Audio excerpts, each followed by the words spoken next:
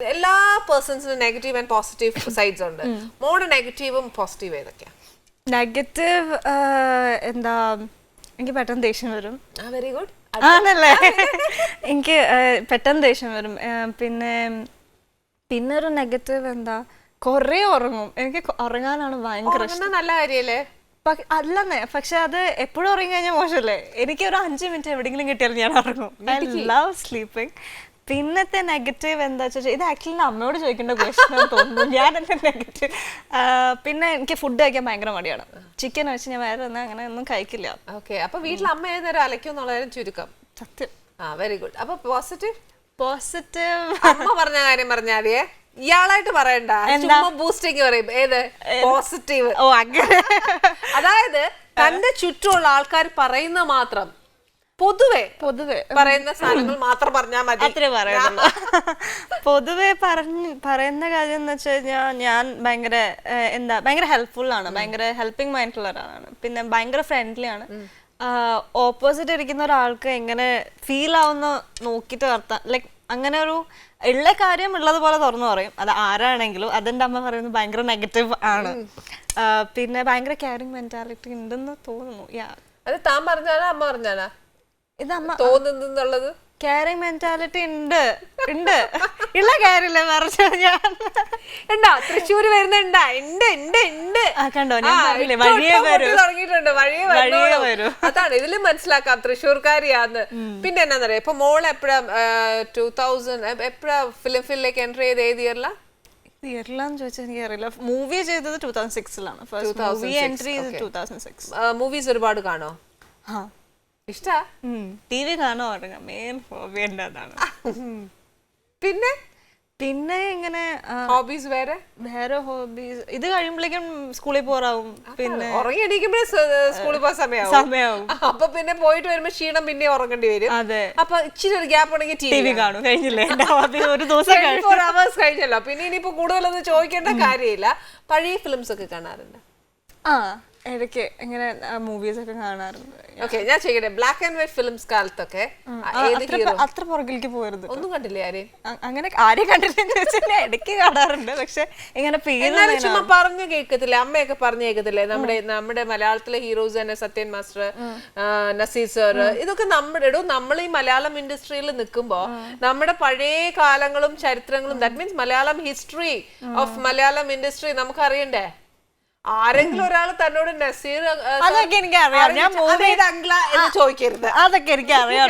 അന്നാ പിന്നെ പറഞ്ഞാൽ മതി. അവരിലൊക്കെ ആരെയാ ഏറ്റവും കൂടുതൽ ഇഷ്ടം? ആ ഹീറോസില് ഫിലിംസ് കണ്ടിട്ടുണ്ടാവില്ല. കണ്ടോ? നസീർ അങ്കിളിനെ ഭയങ്കര ഇഷ്ടം. ഓക്കെ, അത് കഴിഞ്ഞ് നെക്സ്റ്റ് ഹീറോ? ആ സമയത്തല്ല, കുറച്ചുകൂടെ മുന്നോട്ട് വാ. പിന്നെ ജയൻ അങ്കിൾ,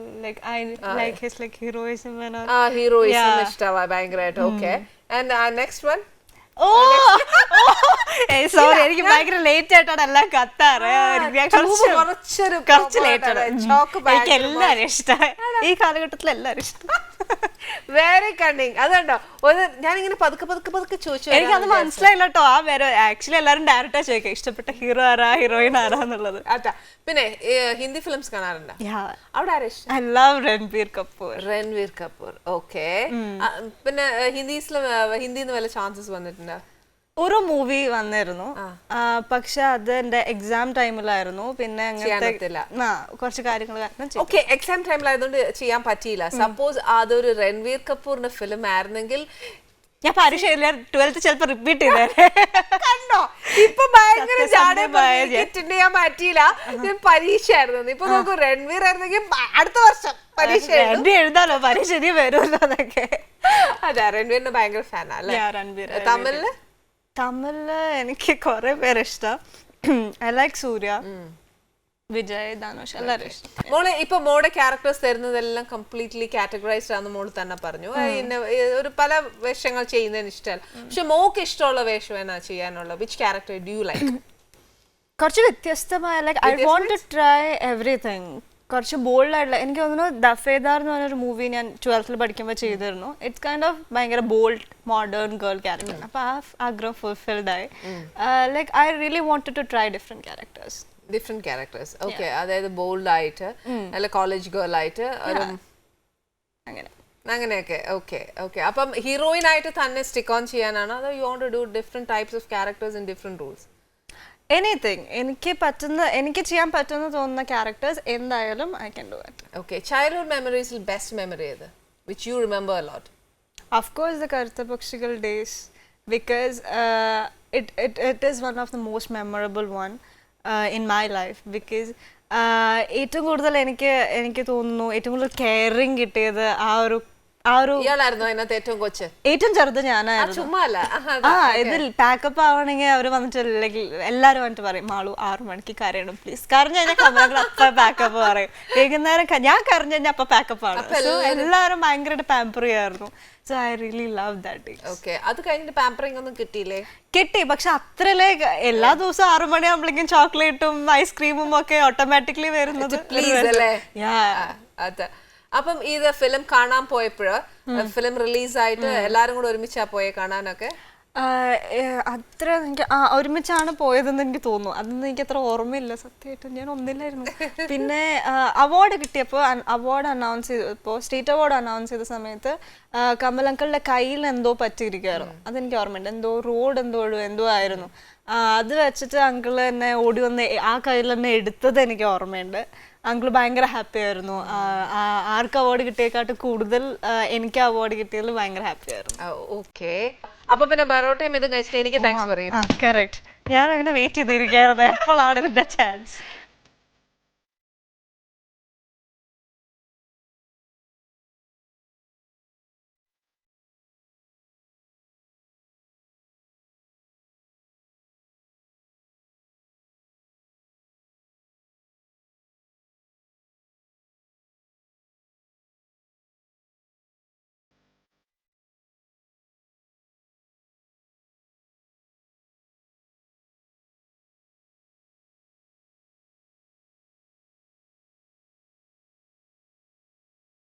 ഇതിന്റെ ടേസ്റ്റ് അതാണ് ഉണ്ടാക്കിയ.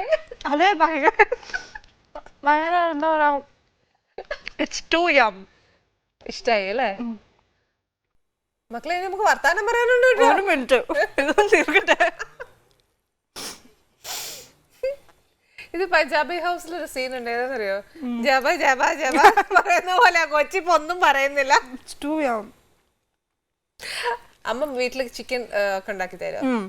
മോക്ക് എങ്ങനത്തെ നാടൻ ഭക്ഷണമാണോ ഇഷ്ടം അതോ ചൈനീസ് ആണോ ഇഷ്ടം? എനിക്ക് പഞ്ചാബി ഫുഡ്സ് ഇഷ്ടം. പഞ്ചാബി ധാബ ഫുഡ്സ് നല്ല ടേസ്റ്റ് ആണ് പഞ്ചാബി ഫുഡ്സ്. അതിനകത്ത് കുറച്ച് ഫാറ്റ് റിച്ച് ഫുഡ്സ് അല്ലേ ഇത്? ബട്ട് സ്റ്റിൽ ഞാൻ അധികം ഒന്നും കഴിക്കത്തില്ല. പക്ഷെ ഒരു പീസൊക്കെ ഉള്ളൂ, കുറച്ചേ കഴിക്കുള്ളൂ. പക്ഷെ കഴിക്കുന്ന എനിക്ക് ഒരുപാട് നേരമായിട്ടും കഴിക്കത്തേ ഉള്ളൂ അല്ലേ? അതായത് ഉണ്ടാക്കി വെക്കുന്ന ഒരു പാത്രം ഒരു ദിവസം കൊണ്ട് തീർക്കും പല നേരമായിട്ട് കഴിച്ചിട്ട്? ഇല്ലല്ല, എനിക്ക് ഉണ്ടാക്കിയത് അപ്പൊ കഴിക്കണം. പിന്നെ കുറച്ച് കഴിഞ്ഞാൽ ഞാൻ കഴിക്കില്ല. അങ്ങനത്തെ കുറെ പൊട്ട സ്വഭാവം ഉണ്ടെന്നേ.